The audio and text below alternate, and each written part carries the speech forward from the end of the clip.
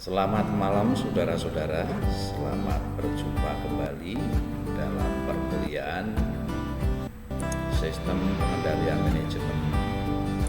Pada pertemuan yang lalu kita sudah banyak membicarakan bagaimana untuk presensi secara mandiri lewat saudara-saudara itu hadir atau tidak, maka kami hanya tidak bisa membantu, tetapi sungguh kami harapkan aktivitas saudara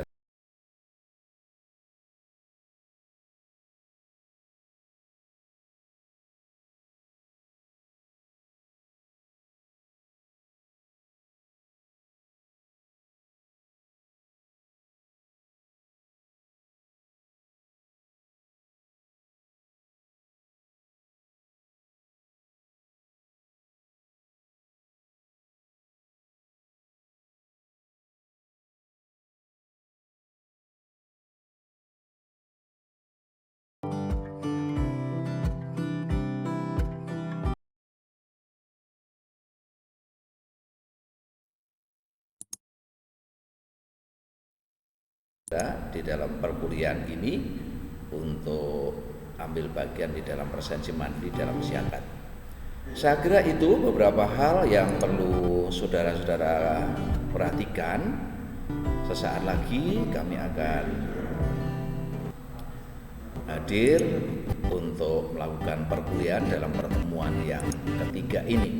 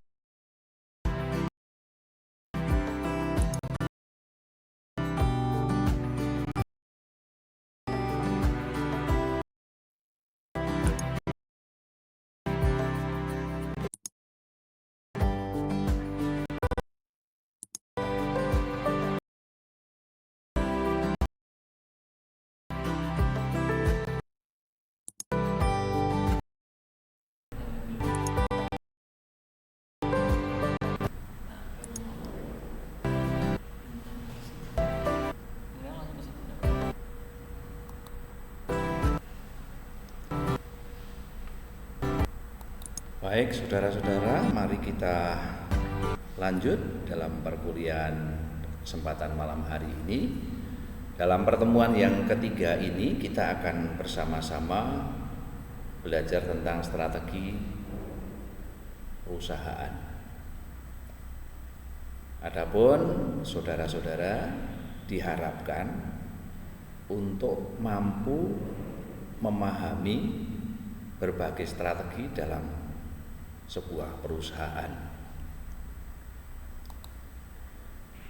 Sebelum kita berbicara banyak tentang strategi perusahaan, kita perlu memahami tentang perencanaan strategik.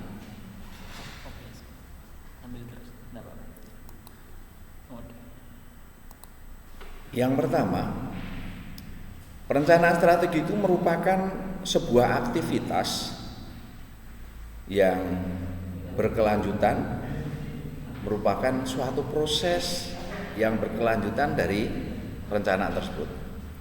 Kemudian yang kedua, Proses ini untuk memutuskan program-program yang akan diambil oleh sebuah organisasi, dan kita bisa memperkirakan jumlah sumber daya manusia yang perlu dialokasikan untuk masing-masing program selama beberapa tahun ke depan di dalam perencanaan ini.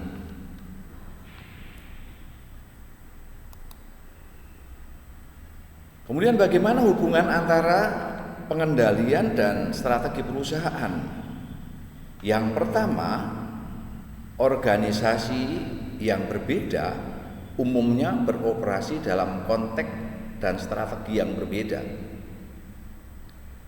Perbedaan strategi memerlukan perbedaan prioritas tugas dari masing-masing perusahaan. Apa yang akan dicapai oleh perusahaan itu, maka ada prioritas-prioritas tersendiri yang harus diutamakan, terlebih di dalam merencanakan strategi perusahaan itu. Kemudian sistem pengendalian adalah merupakan sistem pengukur yang mempengaruhi perilaku di mana sumber daya manusia atau orang-orang, aktivitas-aktivitasnya itu sedang diukur. Jadi semua sumber daya manusia, semua orang di dalam perusahaan itu pengendaliannya terukur. Seperti apa yang harus dicapai oleh mereka sesuai dengan tugas pokok fungsi dari masing-masing sumber daya manusia yang ada di situ. Oleh karenanya dibutuhkan perhatian yang terus-menerus secara kontinu dalam mendesain sistem pengendalian. Dan sistem pengendalian itu harus berupa apakah perilaku yang dipengaruhi oleh sistem itu tetap konsisten terhadap strategi. Konsisten tidak dengan strategi-strategi yang akan kita capai dalam perusahaan itu. Itu yang harus diperhatikan. Sehingga semua sumber daya manusia itu dalam tugas pokok fungsinya, dalam perilakunya itu sungguh tidak keluar dari rel yang telah ditetapkan. Kemudian kita juga perlu melihat konsep strategi perusahaan. Apa itu yang dimaksud dengan strategi perusahaan?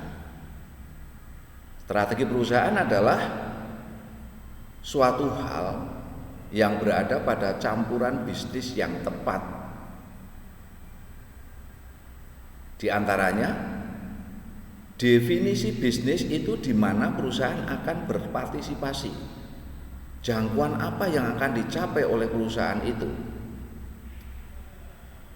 Setelah kita mengetahui apa yang akan dicapai, bisnis model apa yang akan dicapai oleh perusahaan itu, baru kita memahami, mengetahui penyebaran sumber daya manusia yang ada di dalam bisnis tersebut.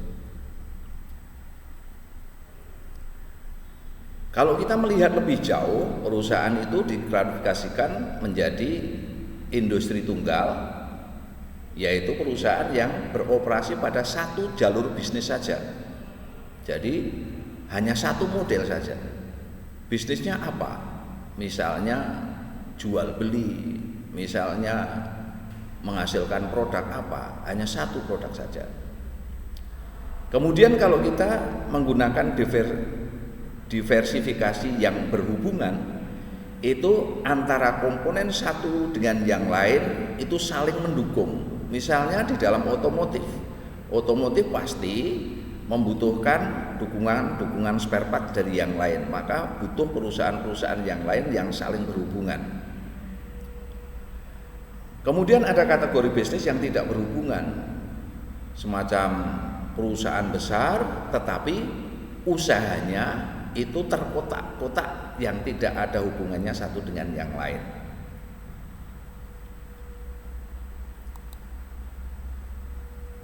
Kemudian kalau kita sudah mengetahui bagaimana merencanakan strategi perusahaan, maka kita juga harus belajar perbedaan strategi dalam suatu perusahaan. Tadi sudah disampaikan bahwa ada industri tunggal, ada diversifikasi terhubung, ada diversifikasi yang tidak terhubung.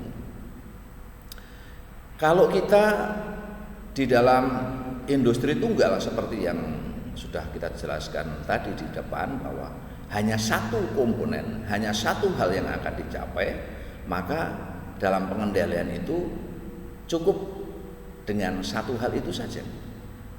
Jadi segala sesuatunya ya kita capai dengan apa yang kita rencanakan di dalam strategi perusahaan itu sendiri.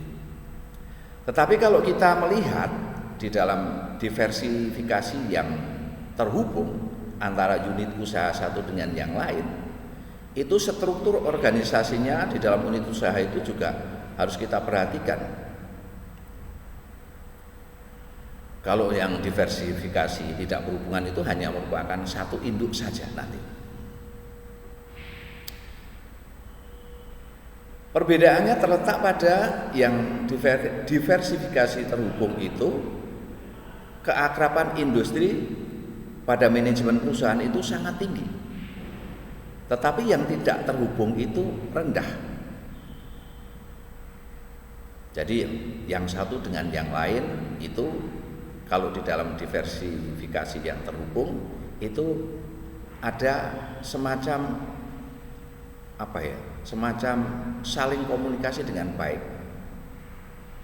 antara yang satu dengan yang lain, itu ada komunikasi supaya hasilnya itu saling mendukung di dalam perusahaan tersebut. Tetapi kalau yang tidak terhubung ya sudah, hasilnya produknya ini ya sudah, maka itu keakraban industri pada manajemennya itu sangat rendah.